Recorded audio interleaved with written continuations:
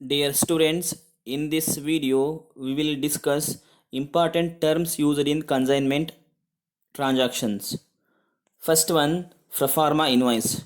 Proforma invoice is a statement prepared by the consignor sent to consignee along with the goods sent. Proforma invoice ಅಂತಂದರೆ consignor ಕನ್ಸೈನಿಗೆ ಗೂಡ್ಸನ್ನ ಕಳಿಸೋದ್ರ ಜೊತೆಗೆ ಒಂದು ಸ್ಟೇಟ್ಮೆಂಟ್ನ ಕಳಿಸ್ತಾನೆ. ಆ ಸ್ಟೇಟ್ಮೆಂಟ್ನ ನಾವು ಪ್ರಫಾರ್ಮಾ invoice ಅಂತ ಕರಿತೇವೆ. ಈ ಪ್ರಫಾರ್ಮಾ ಇನ್ವಾಯ್ಸ್ನಲ್ಲಿ quality, quantity, price of the goods consign ಬಗ್ಗೆ ಇನ್ಫಾರ್ಮೇಷನ್ ಇರ್ತದೆ. ಇಮ್ಯಾಜಿನರಿ ಪ್ರಫಾರ್ಮಾ ಇನ್ವಾಯ್ಸ್ ಇದೆ. Ganavi book house, KR. ನಗರ, ಇವರು consignor. Dhanvith book store consignee. Ganavi book ಹೌಸರು ಧನ್ವಿತ್ ಬುಕ್ ಹೌಸಿಗೆ ಕಳಿಸ್ತಿರೋ ಬುಕ್ಸ್ ಡೀಟೇಲ್ಸು, ಪ್ರೈಸು, ಕ್ವಾಂಟಿಟಿ ಬಗ್ಗೆ ಇನ್ಫಾರ್ಮೇಷನ್ನ ಕೊಟ್ಟಿರ್ತಾರೆ. Financial accounting, quantity, rate, amount, corporate accounting, cost accounting, ಈ ಥರ ಇನ್ಫಾರ್ಮೇಷನ್ ಒಳಗೊಂಡಿರೋ ಒಂದು ಇನ್ವಾಯ್ಸ್ ಅಥವಾ ಸ್ಟೇಟ್ಮೆಂಟ್ನ ಗೂಡ್ಸನ್ನ ಕಳಿಸೋದ್ರ ಜೊತೆಗೆ ಕನ್ಸೈನರು ಕನ್ಸೈನಿಗೆ ಕಳಿಸ್ತಾನೆ. ಆ ಸ್ಟೇಟ್ಮೆಂಟ್ನ ನಾವು ಪ್ರಫಾರ್ಮಾ ಇನ್ವಾಯ್ಸ್ ಅಂತ ಕರಿತೇವೆ. ನಮಗೆ ಇಮೇಜ್ ನೋಡಿದಾಗ ಗೊತ್ತಾಗುತ್ತೆ, ಕನ್ಸೈನರು ಗೂಡ್ಸನ್ನ ಕಳಿಸೋದ್ರ ಜೊತೆಗೆ ಒಂದು ಸ್ಟೇಟ್ಮೆಂಟ್ನ ಕಳಿಸ್ತಿದ್ದಾನೆ. ಆ ಸ್ಟೇಟ್ಮೆಂಟ್ನ ನಾವು ಪ್ರಫಾರ್ಮಾ ಇನ್ವಾಯ್ಸ್ ಅಂತ ಕರಿತೇವೆ. Next one, account sales. Either on the completion of the sales or at periodical intervals, the consignee sends to the consignor an account of goods sold by him in the form of a statement, such statement called account sales. Account sales is a statement prepared by the consignee sent to consignor on the completion of sales or regular intervals. Account ಸೇಲ್ಸಲ್ಲಿ consignee ಎಷ್ಟು sales ಮಾಡಿದ್ದಾನೆ, consignee ಎಷ್ಟು ಕಮಿಷನ್ನ incur ಮಾಡಿದ್ದಾನೆ, ಎಷ್ಟು ಕಮಿಷನ್ನ earn ಮಾಡಿದ್ದಾನೆ, ಎಷ್ಟು ಎಕ್ಸ್ಪೆನ್ಸಸ್ನ incur ಮಾಡಿದ್ದಾನೆ, ಎಷ್ಟು ಅಡ್ವಾನ್ಸ್ ಪೇಮೆಂಟ್ ಮಾಡಿದ್ದಾನೆ, ಬಾಕಿ ಎಷ್ಟು ಅಮೌಂಟ್ನ ಕನ್ಸೈನಿಗೆ ಕೊಡಬೇಕು ಅನ್ನೋ ಡೀಟೇಲ್ ಇನ್ಫಾರ್ಮೇಷನ್ನು ಈ ಸ್ಟೇಟ್ಮೆಂಟಲ್ಲಿ ಇರ್ತದೆ. ಇದನ್ನು ನಾವು ಅಕೌಂಟ್ ಸೇಲ್ಸ್ ಅಂತ ಕರಿತೀವಿ. ಕನ್ಸೈನರು ಗೂಡ್ಸನ್ನ ಕನ್ಸೈನಿಗೆ ಕಳಿಸಿದ ನಂತರ ಕನ್ಸೈನಿ ಗೂಡ್ಸ್ನ ಸೇಲ್ ಮಾಡಿದ ನಂತರ ಆ ಸೇಲ್ ಬಂದಿರೋ ರೆವಿನ್ಯೂನಲ್ಲಿ ಎಷ್ಟು ಕಮಿಷನ್ನ ಅರ್ನ್ ಮಾಡಿದ್ದಾನೆ, ಎಷ್ಟು ಎಕ್ಸ್ಪೆನ್ಸಸ್ ಇನ್ಕರ್ ಮಾಡಿದ್ದಾನೆ, ಎಷ್ಟು ಅಡ್ವಾನ್ಸ್ನ ಪೇಮೆಂಟ್ ಮಾಡಿದ್ದಾನೆ, ಇನ್ನು ಎಷ್ಟು ಬಾಕಿ ಕೊಡಬೇಕು ಅನ್ನೋ ಒಂದು ಸ್ಟೇಟ್ಮೆಂಟ್ನ ಕಳಿಸ್ತಾನೆ. ಈ ಸ್ಟೇಟ್ಮೆಂಟ್ನ ನಾವು ಅಕೌಂಟ್ ಸೇಲ್ಸ್ ಅಂತ ಕರಿತೇವೆ. ಇಮ್ಯಾಜಿನರಿ ಅಕೌಂಟ್ ಸೇಲ್ಸ್ ಇದೆ ನೋಡಿ. Particulars rupees, gross sales proceeds, less expenses, insurance, unloading charges, next commission, less advance, net amount due. ಈ ಸ್ಟೇಟ್ಮೆಂಟನ್ನು ನಾವು ಅಕೌಂಟ್ ಸೇಲ್ಸ್ ಅಂತ ಕರೆಯುತ್ತೇವೆ. ಹಾಗಾದರೆ what are the difference between account sales and proforma invoice? The proforma invoice prepared by the consignor sent to consignee. Account sales prepared by the consignee sent to consignor. A proforma invoice is sent only once along with the goods sent, but account sales is sent either once on the completion of sales or many times. This is the first difference between the account sales and proforma invoice. So next one, proforma invoice is sent by consignor. Account sales sent by the consignee. So next difference, a proforma invoice does not serve as the basis of accounting entries, but account sales serve as the basis on which the consignor makes the entries in his books of account. So these are the main difference between account sales and proforma invoice. So next, expenses. Consignment ಟ್ರಾನ್ಸಾಕ್ಷನಲ್ಲಿ ನಾವು ಎಕ್ಸ್ಪೆನ್ಸಸ್ನ recurring expenses ಮತ್ತು non recurring expenses ಅಂತ classification ಮಾಡ್ತೀವಿ. Consignor ಕನ್ಸೈನಿಗೆ ಗೂಡ್ಸನ್ನ ಕಳಿಸ್ಬೇಕು ಅಂತಂದರೆ some ಎಕ್ಸ್ಪೆನ್ಸಸ್ನ incur ಮಾಡ್ತಾನೆ. ಕನ್ಸೈನರ್ನ ಗೂಡ್ಸ್ನ receive ಮಾಡಿ ತನ್ನ ಸೇಲ್ ಆಗೋ ತನಕನೂ ಸಹ ಏನು ಮಾಡ್ತಾನೆ ಅಂದರೆ ಸಮ್ ಎಕ್ಸ್ಪೆನ್ಸಸ್ನ ಇನ್ಕರ್ ಮಾಡ್ತಾನೆ. ಈ ಎಕ್ಸ್ಪೆನ್ಸಸ್ನ ನಾವು ರಿಕರಿಂಗ್ ಎಕ್ಸ್ಪೆನ್ಸಸ್ಸು ಮತ್ತು ನಾನ್ ರಿಕರಿಂಗ್ ಎಕ್ಸ್ಪೆನ್ಸಸ್ ಅಂತ ಕ್ಲಾಸಿಫಿಕೇಷನ್ ಮಾಡ್ತೀವಿ. First one, recurring expenses. Recurring expenses are indirect expenses are expenses which are incurred again and again. Recurring expenses ಅಂತಂದರೆ ಏನಪ್ಪ ಅಂದರೆ ಯಾವ ಎಕ್ಸ್ಪೆನ್ಸಸ್ನ ನಾವು ಎಗೈನ್ ಆ್ಯಂಡ್ ಎಗೈನ್ ಮತ್ತೆ ಇನ್ಕರ್ ಮಾಡ್ತೀವೋ ಅಂಥ ಎಕ್ಸ್ಪೆನ್ಸಸ್ ನಾವೇನು ಕರಿತೀವಿ ಅಂದರೆ ರಿಕರಿಂಗ್ ಎಕ್ಸ್ಪೆನ್ಸಸ್ ಅಂತ ಕರಿತೀವಿ. They are incurred after the goods reach the consignee godown or shop. So generally, these recurring expenses incurred only after the goods reach the consignee shop or business premises. ಕಂಜೈನಿ ಗೋಡನ್ನು ತಲುಪಿದ ನಂತರ incur ಮಾಡೋ expenses ಇದೆಯಲ್ಲ, ಆ expenses ನಾವು recurring expenses ಅಂತ ಕರಿತೇವೆ. ಹಾಗಾದರೆ ಕನ್ಸೈನರು ಮತ್ತು ಕನ್ಸೈನಿ ಯಾವುದೆಲ್ಲ ರಿಕರಿಂಗ್ ಎಕ್ಸ್ಪೆನ್ಸಸ್ನ ಇನ್ಕರ್ ಮಾಡ್ತಾರೆ ಅಂತ ನೋಡೋಣ. Consignor discount charges, bank charges, bad debt, expenses incurred on goods return by consignee. ಹಾಗಾದರೆ ಕನ್ಸೈನಿ ಯಾವುದೆಲ್ಲ ರಿಕರಿಂಗ್ ಎಕ್ಸ್ಪೆನ್ಸಸ್ನ ಇನ್ಕರ್ ಮಾಡ್ತಾನೆ ಅಂತ: godown rent, godown insurance, advertisement, commission, brokerage, salesmen salary, establishment charges, expenses incurred on damaged goods, expenses on goods return. Recurring expenses are indirect expenses. Name itself indicate recurring. Again and again these expenses are incurred. ಹಾಗಾದರೆ recurring expense ಅಂತ ಹೇಗೆ ಕರಿತೀರಾ? For example, godown rent. Consignee godown ರೆಂಟ್ನ generally ರೆಂಟನ್ನು payment ಮಾಡೋದು monthly payment ಮಾಡ್ತಾರೆ. Consignee goods sale ಆಗಲಿ ಆಗದೇ ಇರಲಿ ಪ್ರತಿ ತಿಂಗಳು ಏನು ಮಾಡ್ತಾನೆ ಅಂದರೆ ರೆಂಟನ್ನು ಪೇಮೆಂಟ್ ಮಾಡ್ತಾನೆ. ಅದೇ ರೀತಿ ಅಡ್ವರ್ಟೈಸ್ಮೆಂಟ್ ಎಕ್ಸ್ಪೆನ್ಸಸ್. ಸೊ ಒಂದೇ ಸತಿಗೆ ಮಾತ್ರ ನೀವು ಅಡ್ವರ್ಟೈಸ್ಮೆಂಟ್ ಎಕ್ಸ್ಪೆನ್ಸ್ ಇನ್ಕರ್ ಮಾಡೋದಿಲ್ಲ, ಅಡ್ವರ್ಟೈಸ್ಮೆಂಟ್ ಕೊಟ್ಟಾಗೆಲ್ಲ ಅಡ್ವರ್ಟೈಸ್ಮೆಂಟ್ ಎಕ್ಸ್ಪೆನ್ಸ್ ಇನ್ಕರ್ ಮಾಡ್ತೀರಾ. ಸೊ ಹಾಗಾಗಿ ಈ ಎಕ್ಸ್ಪೆನ್ಸಸ್ ನಾವು ರಿಕರಿಂಗ್ ಎಕ್ಸ್ಪೆನ್ಸಸ್ ಅಂತ ಕರಿತೇವೆ. So these expenses incurred after the goods reach the consignee shop or godown. So ನೋಡಿ ಡಯಾಗ್ರಾಮ್ ನೋಡಿದರೆ ಗೊತ್ತಾಗ್ತದೆ. ಕನ್ಸೈನರ್ ಗೂಡ್ಸನ್ನು ಸೆಂಡ್ ಮಾಡಿದ್ದಾನೆ, ಕನ್ಸೈನಿ ರಿಸೀವ್ ಮಾಡಿ ತನ್ನ ಗೋಡೌನ್ ಅಥವಾ ಶಾಪಿಗೆ ಸ್ಟೋರ್ ಮಾಡಿದ್ದಾನೆ. ಸ್ಟೋರ್ ಮಾಡಿದ ನಂತರ ಆಗೋ ಎಲ್ಲ ಎಕ್ಸ್ಪೆಂಡಿಚರು ನಾವು ರಿಕರಿಂಗ್ ಎಕ್ಸ್ಪೆನ್ಸಸ್ ಅಂತ ಕರಿತೇವೆ. Next one, non recurring expenses. Non recurring expenses are direct expenses, refers to all those expenses incurred on all consignment only once. So recurring expenses ನಾವು ಎಗೈನ್ ಆ್ಯಂಡ್ ಎಗೈನ್ ಖರ್ಚು ಮಾಡ್ತೀವಿ.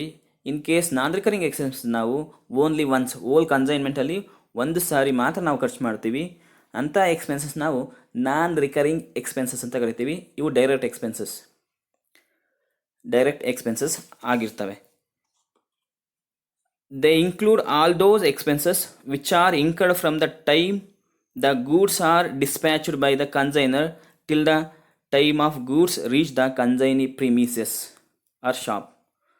So non recurring ಎಕ್ಸ್ಪೆನ್ಸಸ್ನ ನಾವು incur ಮಾಡೋದು ಎಲ್ಲಿ ಅಂತಂದರೆ, consignor ಗೂಡ್ಸನ್ನ dispatch ಮಾಡಿ ಆ ಗೂಡ್ಸು ಕನ್ಸೈನಿ ಗೋಡೌನ್ ತಲುಪೋ ತನಕ ಆಗೋ ಎಲ್ಲ ಖರ್ಚನ್ನು ನಾವು ನಾನ್ ರಿಕರಿಂಗ್ ಎಕ್ಸ್ಪೆನ್ಸಸ್ ಅಂತ ಕರಿತೇವೆ.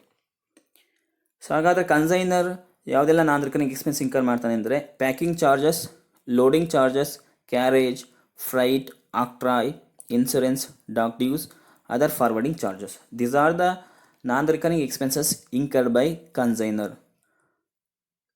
ಕನ್ಸೈನಿ ಯಾವುದೆಲ್ಲ ನಾನ್ ರಿಕರಿಂಗ್ ಎಕ್ಸ್ಪೆನ್ಸ್ ಇನ್ಕರ್ ಮಾಡ್ತಾನೆ ಅಂದರೆ, import or custom duty, dock dues, unloading charges, octroi, railway charges, cartage or carriage. So these are the non-recurring expenses incurred by consigning. Non-recurring expenses very important in consignment transaction because these expenses increase the value of the goods. Closing ಸ್ಟಾಕ್ನ ಮತ್ತು abnormal ಲಾಸ್ನ calculate ಮಾಡಬೇಕಾದ್ರೆ ನಾವು non recurring ಎಕ್ಸ್ಪೆನ್ಸಸ್ನ consider ಮಾಡ್ತೀವಿ, recurring expense ನಾವು consider ಮಾಡೋದಿಲ್ಲ.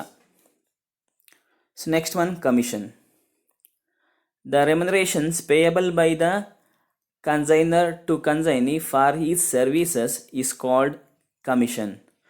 Consignee sales ಮಾಡಿದಕ್ಕೋಸ್ಕರ ಆತನ ಸರ್ವಿಸಿಗೋಸ್ಕರ ಕನ್ಸೈನರ್ ಏನು ಕೊಡ್ತಾನೆ ರೆಮ್ಯುನರೇಷನ್ ಆಗಿಂತಂದರೆ ಕಮಿಷನ್ ಕೊಡ್ತಾನೆ.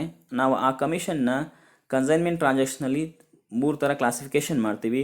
First one ordinary commission, next one del credere commission, next one special or overriding commission. First one, ordinary commission. The ordinary commission is generally fixed at a certain percentage on sales made by the consignee. Ordinary sales ಅಂತಂದರೆ ಒಂದು fixed ಪರ್ಸೆಂಟೇಜ್ನಲ್ಲಿ ನಾವು ಕೊಡ್ತೀವಿ. ಎಷ್ಟೇ sales ಮಾಡಲಿ, credit ಸೇಲ್ಸರ ಮಾಡಲಿ, cash ಸೇಲ್ಸರ ಮಾಡಲಿ, total sales ಎಷ್ಟು ಮಾಡ್ತಾರೆ ಅದ್ರ ಮೇಲೆ ನಾವು ಸರ್ಟನ್ ಪರ್ಸೆಂಟೇಜ್ ಆಫ್ ಕಮಿಷನ್ನ ಕೊಡ್ತೀವಿ. ಅದನ್ನು ನಾವು ಆರ್ಡಿನರಿ ಕಮಿಷನ್ ಅಂತ ಕರಿತೇವೆ. Example, consignee reported that 500 mobiles var sold at ₹10,000 each on cash and 2,000 mobiles were sold at ₹12,000 on credit. Consignee entitle to a commission at 5% on sales. ಇದನ್ನು ನಾವು ordinary commission ಅಂತ ಕರಿತೇವೆ. So total sales ಮೇಲೆ ನಾವು ordinary ಕಮಿಷನ್ನ payment ಮಾಡ್ತೀವಿ. ಹಾಗಾದ್ರೆ commission ಎಷ್ಟು ಕೊಡಬೇಕು ಅಂತಂದರೆ total sales is equal to 500 mobiles into 10,000 is equal to 50 lakh. 200 mobiles into 12,000 per mobile is equal to 24 lakh. Total sales made by the consignee 74 lakh. The commission payable on the sales at 5%. So 74 lakh total sales into 5 divided by 100, 3,70,000 ordinary commission. So ordinary commission ಅಂತಂದರೆ generally fixed rate, certain percentage fixed ಆಗಿರ್ತದೆ, ಅದನ್ನು ನಾವು ordinary commission ಅಂತ ಕರಿತೇವೆ. Next one, del creditor commission.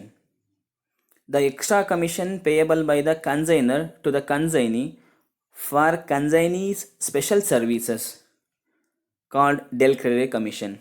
Special service ಅಂತಂದರೆ ಏನು? The consignee undertaking the risk of bad debt. Consignee bad ಡೆಟ್ನ ರಿಸ್ಕನ್ನು ತೆಗೆದುಕೊಳ್ತಾನೆ, ಅದಕ್ಕೋಸ್ಕರ ಕನ್ಸೈನರು ಸಮ್ ಎಕ್ಸ್ಟ್ರಾ ಕಮಿಷನ್ ಅಥವಾ ಸ್ಪೆಷಲ್ ಕಮಿಷನ್, ಎಕ್ಸ್ಟ್ರಾ ಕಮಿಷನ್ನ ಕನ್ಸೈನಿಗೆ ಕೊಡ್ತಾನೆ. ಆ ಕಮಿಷನ್ ನಾವು ಡೆಲ್ ಕ್ರೆಡಿಟರ್ ಕಮಿಷನ್ ಅಂತ ಕರಿತೇವೆ.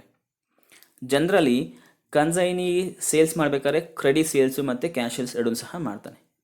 ಕ್ಯಾಶ್ ಸೇಲ್ಸ್ ಮಾಡಿದರೆ ನಿಮಗೆ ಕ್ಯಾಶು ಇಮಿಡಿಯೇಟಾಗಿ ಸಿಗುತ್ತೆ. ಕ್ರೆಡಿಟ್ ಸೇಲ್ಸ್ ಮಾಡಿದರೆ ಡೆಟಾರ್ಸು ಅಮೌಂಟ್ನ ನಿಮಗೆ ಕೊಡಬೇಕು.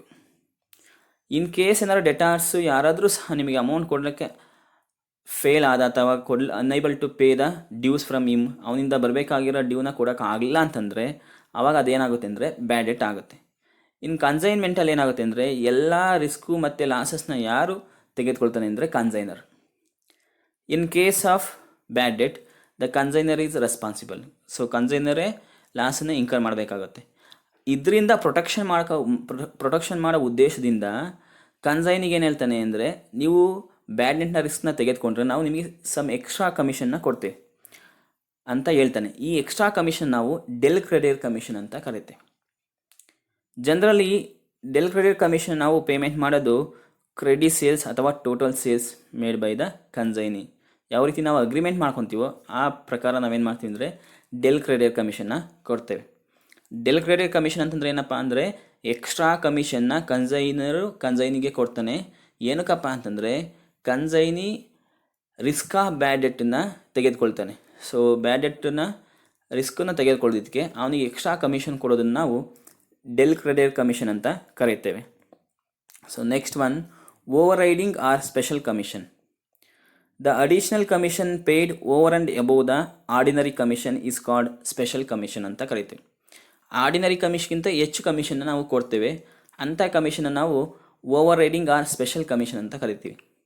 The objectives of this commission is promote the new product, sale of new product. So ಹೊಸದಾಗಿ ಪ್ರಾಡಕ್ಟ್ನ ಇಂಟ್ರೊಡ್ಯೂಸ್ ಮಾಡಿರ್ತೀರ ಮಾರ್ಕೆಟಿಗೆ, ಅದನ್ನು ಸೇಲ್ ಮಾಡೋ ಉದ್ದೇಶಕ್ಕೋಸ್ಕರ extra commission over and above the ordinary commission. Ordinary ಕಮಿಷನ್ಗಿಂತ ಹೆಚ್ಚಿಗೆ ನೀವು ಕೊಡ್ತೀರ ಕಮಿಷನು, ಅದನ್ನು ನಾವು ಸ್ಪೆಷಲ್ ಅಥವಾ ಓವರ್ ರೈಡಿಂಗ್ ಕಮಿಷನ್ ಅಂತ ಕರಿತೀವಿ. ಇನ್ನೊಂದು ಅಬ್ಜೆಕ್ಟಿವ್ಸ್ ಏನಪ್ಪ ಅಂತಂದರೆ promote the sale of goods more than invoice price. Invoice ಪ್ರೈಸಲ್ಗಿಂತ ಹೆಚ್ಚಿಗೆ ಅಮೌಂಟಿಗೆ ಸೇಲ್ ಮಾಡಲಿ ಅನ್ನೋದು ಉದ್ದೇಶಕ್ಕೋಸ್ಕರ ನೀವೇನು ಮಾಡ್ತೀರಾ ಅಂತಂದರೆ ಓವರ್ ರೈಡಿಂಗ್ ಆರ್ ಸ್ಪೆಷಲ್ ಕಮಿಷನ್ನ ಕೊಡ್ತಾರೆ. ಅಂದರೆ ಸ್ಪೆಷಲ್ ಕಮಿಷನ್ ಅಂತ ಅಥವಾ ಓವರ್ ರೈಡಿಂಗ್ ಕಮಿಷನ್ ಅಂತಂದರೆ ಏನಪ್ಪ ಅಂದರೆ over and above the ordinary commission. The objectives is ಏನಪ್ಪ ಅಂತಂದರೆ ಒಂದು ಹೊಸ ಪ್ರಾಡಕ್ಟ್ನ ಸೇಲ್ಗೆ ಪ್ರಮೋಟ್ ಮಾಡಲಿಕ್ಕೆ ಮತ್ತು ಇನ್ವಾಯ್ಸ್ ಪ್ರೈಸ್ಗಿಂತ ಹೆಚ್ಚಾಗಿ ಸೇಲ್ ಮಾಡಲಿಕ್ಕೆ ಉದ್ದೇಶಕ್ಕೋಸ್ಕರ ನೀವು ಅಡಿಷನಲ್ ಕಮಿಷನ್ನ ಕೊಡ್ತೀರಾ, ಅದನ್ನು ನೀವು ಸ್ಪೆಷಲ್ ಕಮಿಷನ್ ಅಂತ ಕರಿತೀರಾ. ಈ ಸ್ಪೆಷಲ್ ಕಮಿಷನ್ನ ನಾವು ಕ್ಯಾಲ್ಕುಲೇಟ್ ಮಾಡಬೇಕಾದ್ರೆ generally difference between invoice price and selling price, invoice price ಮತ್ತು ಸೆಲ್ಲಿಂಗ್ ಪ್ರೈಸಿಗೂ ಡಿಫ್ರೆನ್ಸ್ ಏನಿರ್ತದೆ ಅದ್ರ ಮೇಲೆ ನಾವು ಏನು ಮಾಡ್ತೀವಿ ಅಂತಂದರೆ overriding commission or special ಕಮಿಷನ್ನ ಕೊಡ್ತೇವೆ. Thank you.